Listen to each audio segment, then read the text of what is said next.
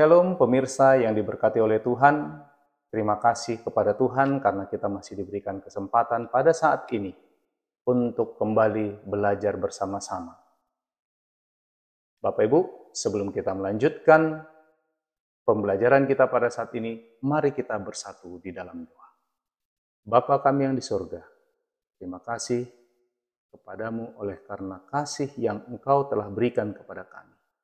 Kami boleh kembali belajar bersama-sama pada saat ini. Itu semuanya oleh karena kasih Tuhan. Itu semuanya adalah kesempatan yang Tuhan masih berikan kepada kami.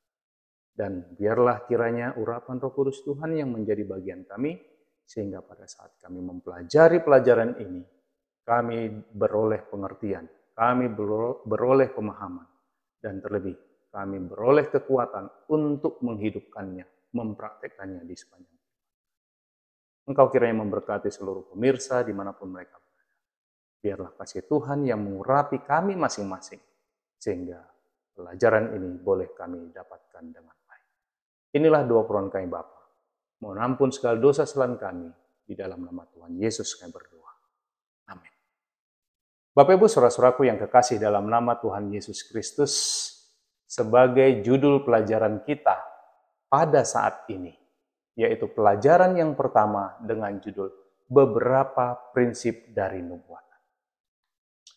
Sebagai ayat inti dari pelajaran kita pada saat ini yaitu Yeremia 9 ayat 24 yang berisi, tetapi siapa yang mau bermegah, baiklah bermegah karena yang berikut, bahwa ia memahami dan mengenal, akulah Tuhan yang menunjukkan kasih setia, keadilan, dan kebenaran di bumi. Sungguh, semuanya itu kusukai, demikianlah firman Tuhan. Bapak Ibu saudara-saudaraku yang kekasih dalam nama Tuhan Yesus Kristus, sebagai ikhtisar dari pelajaran sepanjang minggu ini, yang akan kita pelajari pada saat ini, dikatakan setiap semester di awal kelas Alkitab, dari seorang profesor seminari, dia mengajak para mahasiswanya dengan sebuah pertanyaan sederhana, namun menantang Bapak Ibu sekalian. Apa itu pertanyaannya? Apakah sarana yang paling penting yang Anda miliki untuk membantu Anda memahami Alkitab? Para mahasiswa memberikan apa yang mereka anggap sebagai jawaban terbaik, yaitu kamus Alkitab, doa, Roh Kudus, bahasa-bahasa Alkitab termasuk di dalamnya Ibrani dan Yunani, perangkat lunak Alkitab, dan lain-lain Bapak Ibu sekalian.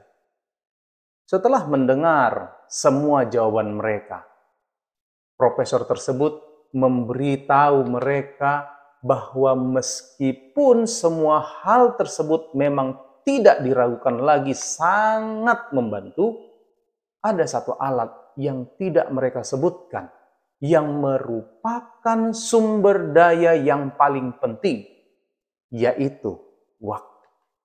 Bapak Ibu sekalian, tidak dapat disangkal, sarana paling penting yang dibutuhkan ketika kita mendalami Alkitab adalah sarana yang mungkin seringkali tampak, namun paling sedikit kita miliki, yaitu waktu. Ketika kita siap dan bersedia meluangkan waktu dalam upaya mempelajari Alkitab, kita kemudian dituntun untuk mempertimbangkan pertanyaan-pertanyaan berikut ini, Bapak Ibu sekalian. Bagaimanakah kita membaca Alkitab? Artinya, prinsip-prinsip apakah yang seharusnya menuntun kita dalam mencari dan memahami kitab suci? Tema pelajaran kita pekan ini, yaitu kita akan membahas 10 prinsip dan membaca teks nubuatan dalam Alkitab. 5 prinsip membaca yang pertama akan berfokus pada teks itu sendiri. Membacanya dengan cermat dan jujur. Ya, sebagai teks yang baru tentunya, membacanya dengan hati-hati, sebagai teks yang penting pada bagian yang penting, membacanya secara estetis, yaitu sebagai teks yang indah, membacanya secara kontekstual di dalam konteks Alkitab tentunya, dan membacanya secara intertekstual dalam kaitannya dengan ayat-ayat Alkitab lainnya. 5 prinsip membaca berikutnya akan berfokus pada respon kita terhadap teks untuk memastikan bahwa kita mendengarkan firman Allah, Bapak Ibu sekalian.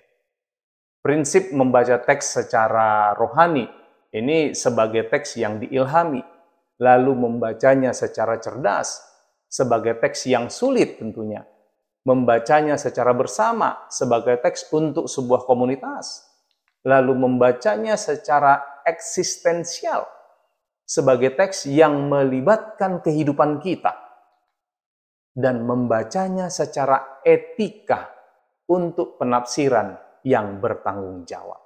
Bapak Ibu saudara-saudaraku yang kekasih, selanjutnya sebagai komentar untuk pelajaran kita pada saat ini. Pertama, kita lihat perhatian kepada teks. Teks Alkitab adalah dasar dari setiap diskusi tentang nubuatan Alkitab, Bapak Ibu sekalian. Oleh karena itu, niat pertama dari membaca haruslah membaca teks nubuatan Alkitab dengan pikiran yang menyelidiki.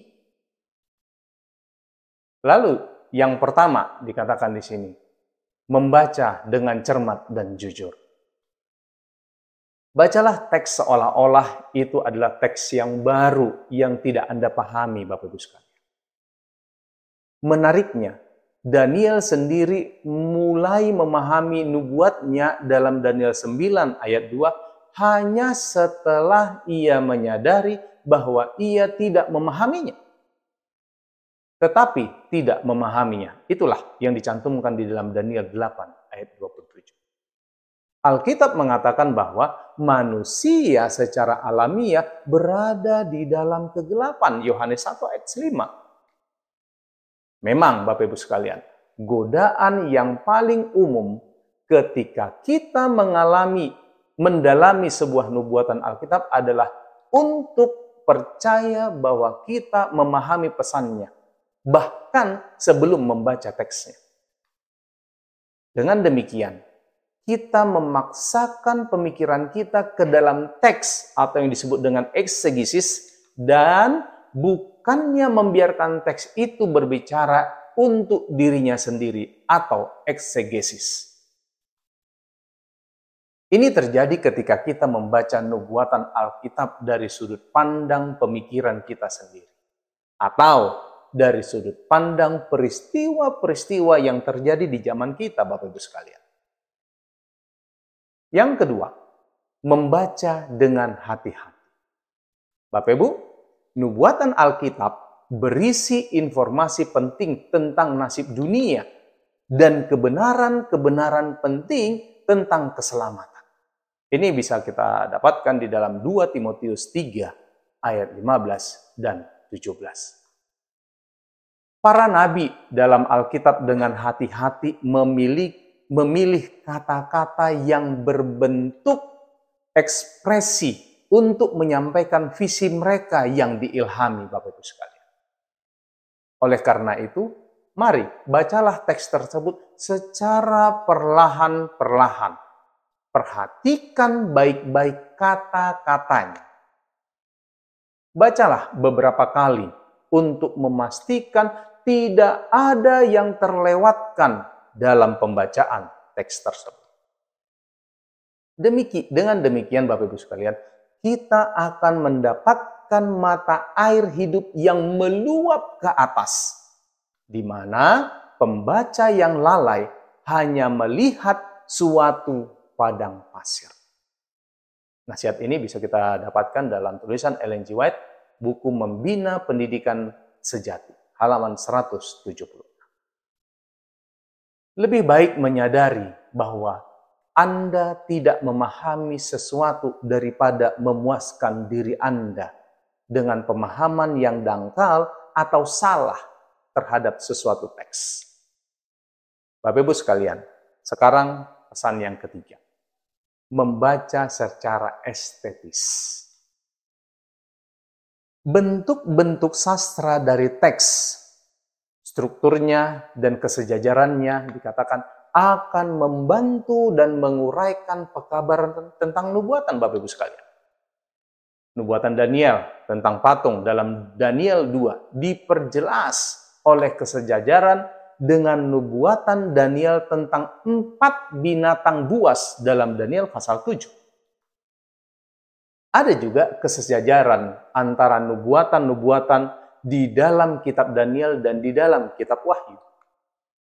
Lihatlah Bapak Ibu sekalian, bagan berikut ini di mana penglihatan apokaliptik dalam Wahyu pasal 2, pasal 13 sampai pasal 14 itu sejajar. Dalam banyak hal dengan nubuatan pasal 7 yang juga sejajar dengan nubuatan Daniel pasal 8 sebagai berikut ini. Kita bisa melihat bagaimana Daniel pasal 7 dan Wahyu pasal 13 sampai 14. Binatang dari laut Daniel pasal 7 ayat 1 sampai 3 ini sejajar dengan binatang dari laut dalam kitab Wahyu pasal 13 ayat 1 bagian A. Begitu juga Daniel 7 ayat yang keempat, yaitu tentang singa. Di dalam kitab Wahyu kita bisa mendapati kisah tentang binatang dengan 10 tanduk yang terdapat dalam Wahyu pasal 13 ayat 1 bagian B. Lalu beruang yang tercantum di dalam Daniel pasal 7 ayat yang kelima. Tercantum juga di di Wahyu pasal 13 ayat 2 bagian A tentang beruang. Macan tutul, binatang dengan 10 tanduk, merebut kekuasaan, hari pendamaian, hingga kepada kisah tentang anak manusia yang terdapat di dalam Daniel 7 ayat 13 dan 14. Ini juga tercantum di dalam Wahyu pasal 14 ayat 14 sampai 16. Tabel ini menunjukkan Bapak Ibu bahwa ada korelasi, ada hubungan, ada kesamaan nubuatan dalam Daniel pasal 7 dengan Wahyu pasal 13 dan 14. Kesejajaran ini Bapak Ibu sekalian menunjukkan bahwa hari pendamaian, hari penghakiman surgawi dalam Daniel 7 dan 8 sangat berhubungan dengan dan sejaman dengan pemberitaan pekabaran 3 malaikat di bumi ini dalam kitab Wahyu pasal 14. Pesan yang keempat Bapak Ibu sekalian, membaca secara kontekstual. Bapak Ibu, dalam konteks sejarahnya, peristiwa pertikaian militer antara Babel Utara dan tentara Mesir Selatan di Karkemis. Ini kita bisa bandingkan dari Daniel pasal 1 ayat 1 dengan Yeremia 4 ayat 46 ayat yang kedua. Ini akan digunakan oleh Nabi Daniel sebagai pola untuk nubuatnya tentang peperangan eskatologis antara raja dari utara dan raja dari selatan dalam pasal yang ke-11. Dalam konteks sastranya, fakta bahwa Daniel 7 ditulis dalam bahasa Aram, bahasa pergaulan pada masa itu, sementara Daniel 8 ditulis dalam bahasa Ibrani, bahasa Israel, mengindikasikan bahwa nubuatan Daniel pasal 7 berfokus pada kerajaan-kerajaan di bumi dan memiliki dampak yang universal. Sementara nubuatan Daniel pasal 8 berfokus pada umat Allah yang memiliki dampak rohani.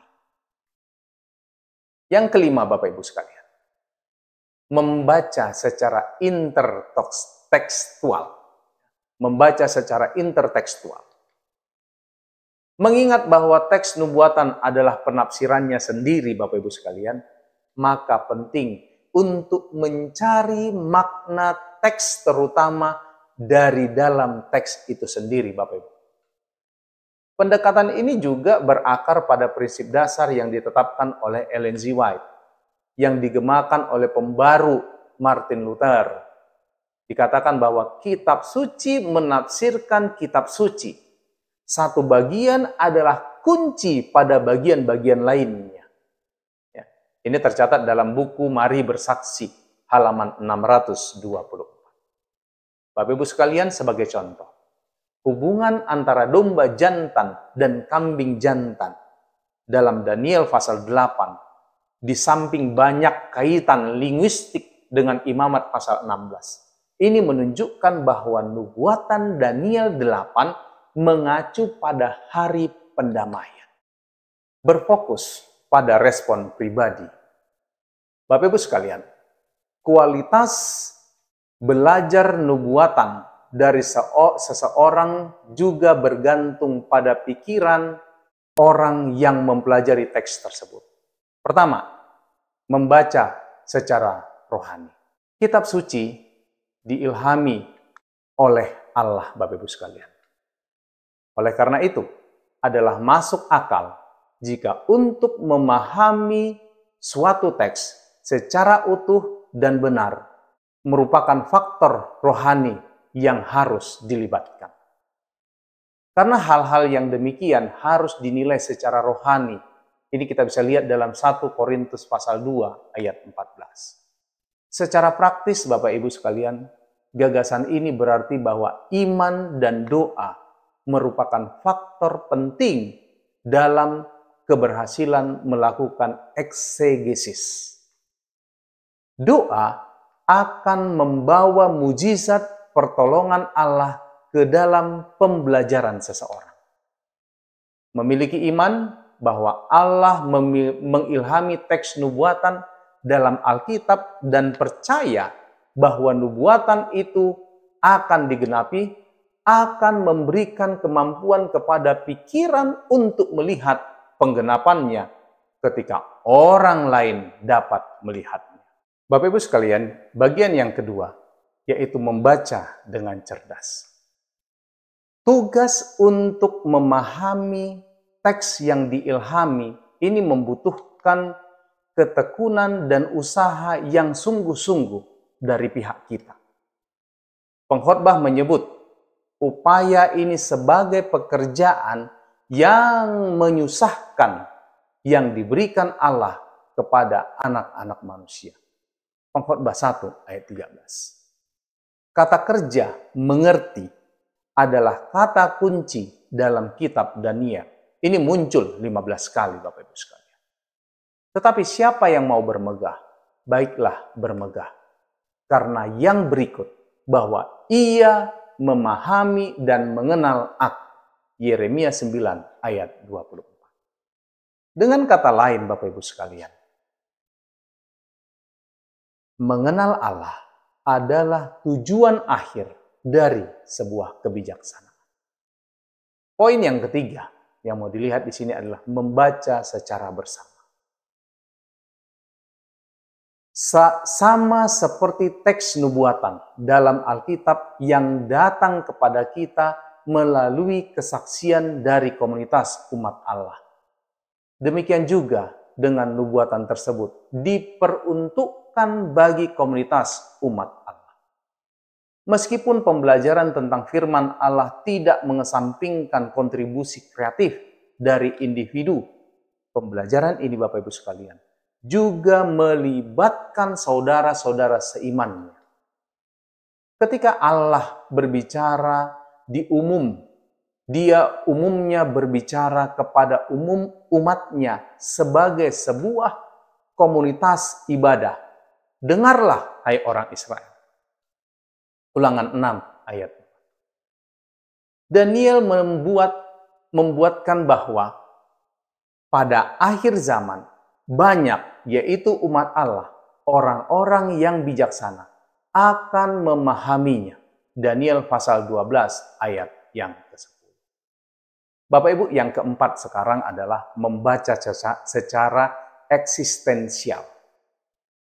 Ketika kita tidak akan benar-benar memahami kitab suci, kecuali jika kitab suci itu mengubah kita dan memengaruhi kehidupan kita, Bapak Ibu sekalian. Untuk mengilustrasikan hal ini, sebaiknya kita menyimak sebuah cerita tentang seorang misionaris Eropa di di Afrika yang mengejek pelayannya yang berasal dari Afrika karena ia membaca Alkitab. Mengapa kamu membaca Alkitab? Misionaris itu kemudian menambahkan, ini hanya sekumpulan dongeng. Bapak Ibu sekalian, pelayan Afrika itu menjawab, jika saya tidak membaca Alkitab, saya pasti sudah memakanmu. Bapak Ibu, pelajaran ini mengandung sebuah prinsip penting tentang pengaruh firman Allah yang sangat kuat, yang diibaratkan sebagai pedang bermata dua. Terdapat dalam Ibrani pasal 4 ayat yang ke-12. Dengan demikian Bapak Ibu sekalian, firman Allah yang bersifat nubuatan tidak hanya dapat menebas dengan tajam dosa-dosa musuh dan penindas kita, tetapi juga dapat berbicara atau bersaksi melawan kita. Yeremia pasal 28 ayat 8 versi New King James Version. Membaca secara etika, Bapak Ibu sekalian, sangat menyedihkan untuk dikatakan nubuatan-nubuatan Alkitab seringkali digunakan untuk mendukung kejahatan manusia.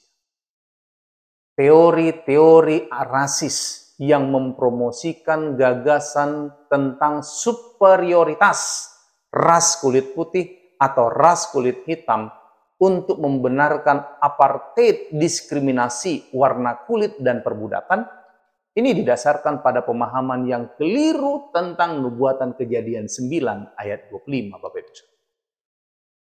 Antisemitisme yang menyebabkan pogrom, yaitu pembunuhan massal dan perang salib, serta memainkan peran penting dalam pembunuhan 6 juta orang Yahudi. Ini didasarkan pada dan dipupuk oleh penafsiran yang keliru atas nubuatan Alkitab, Daniel pasal 2 ayat 24. Sepanjang sejarah Bapak Ibu sekalian, pelecehan dan kejahatan yang dilakukan terhadap perempuan di dalam lingkungan keluarga seringkali dibenarkan dengan merujuk pada nubuatan Kejadian 3 ayat 16. Ketika kita mempelajari firman Allah yang bersifat nubuatan pada saat ini, marilah kita Bapak Ibu sekalian mengizinkan kitab suci yang diilhami mengambil kendali sepenuhnya atas pikiran dan hati kita dengan tujuan untuk mendidik orang dalam kebenaran. 2 Timotius 3 ayat 16. Sebagai aplikasi dari pelajaran kita saat ini, Bapak Ibu sekalian, diarahkan kepada kita untuk menerapkan pelajaran pekan ini pada pertanyaan-pertanyaan di bawah ini dengan berfokus pada kitab 2 Timotius 3 ayat 15 sampai 17. Pertama, kata-kata manakah dalam 2 Timotius 3 ayat 15 sampai 17 yang merujuk pada pentingnya dan perlunya pendekatan terhadap pembelajaran kitab suci dengan sikap hormat? Sebagai contoh, renungkan dan diskusikanlah kata-kata berikut ini. Kitab suci menyiratkan perlunya pendekatan rohani. Pemberian, yaitu anugerah dari Allah, diilhamkan, yaitu merupakan karya dari Roh Kudus. Yang kedua, Bapak Ibu sekalian, kata-kata manakah dalam teks yang merujuk pada kebutuhan untuk membaca secara cerdas? Sebagai contoh, renungkan dan diskusikan kata-kata berikut ini. Kata mengenal, ini fungsi kognitif, informasi untuk dipelajari. Lalu kata hikmat, yaitu latihan berpikir. Kata mendidik, yaitu kemampuan untuk menerima arahan dan mempelajari pelajaran yang baru. Yang ketiga, Bapak Ibu sekalian, kata-kata apa saja yang merujuk pada kebutuhan untuk membaca secara bersama? Sebagai contoh, renungkan dan diskusikan kata-kata berikut. Dari kecil, ini menunjukkan keterlibatan orang tua. memperbaiki, menunjukkan keterlibatan orang tua dan guru, perbuatan baik, sesuatu yang dilakukan atas nama orang-orang yang membutuhkan. Yang keempat, Bapak Ibu sekalian, kata-kata mana yang merujuk pada perlunya penerapan teks dalam kehidupan pribadi seseorang? Sebagai contoh, renungkan dan diskusikan kata-kata berikut ini. Memberi hikmat kepadamu. Ini merupakan bentuk mengasah kepekaan dan penilaian pribadi. Kata-kata manakah yang merujuk pada kebutuhan akan kepekaan etika? Sebagai contoh, renungkan dan diskusikan kata-kata berikut ini. Dalam kebenaran, ini menunjukkan suatu usaha mengembangkan kapasitas untuk membedakan apa yang benar. Tuhan memberkati. Mari kita akhiri pelajaran kita pada saat ini dengan berdoa. Bapa kami yang di surga, terima kasih untuk berkat-Mu dan kasih-Mu yang boleh menjadi bagian kami pada saat ini. Terima kasih untuk firman Tuhan yang telah kami pelajari. Biarlah Engkau yang mengurapi hati pikiran kami ya Tuhan. Engkau yang menguasai kami, agar kami boleh memahami firman-Mu ini dengan baik. Kami boleh menghidupkannya, dan terlebih kami boleh lebih dikuatkan di dalam iman kerohanian. Hamba-Mu berdoa untuk seluruh umat-umat Tuhan yang menyaksikan dan turut bersama-sama belajar melalui video ini. Biarlah Engkau yang mengurapi mereka masing-masing. Tuhan yang memberikan kuasa hikmat biasa dari surga. Tuhan yang memberkati seluruh usaha tangan mereka. Yang bergumul di dalam kesehatan, Tuhan kiranya yang memulihkan. Yang bergumul dalam permasalahan-permasalahan kehidupan mereka, Tuhan yang menguatkan mereka. Kiranya kuasa Roh Kudus Tuhan yang selalu menguasai mereka, yang menuntun mereka di sepanjang kehidupan. Bapa kami surga, biarlah Engkau tetap memberikan kami kesempatan yang baik di waktu-waktu yang akan datang untuk kembali belajar bersama-sama akan firman Tuhan. Mohon ampun akan segala dosa kami, Bapa.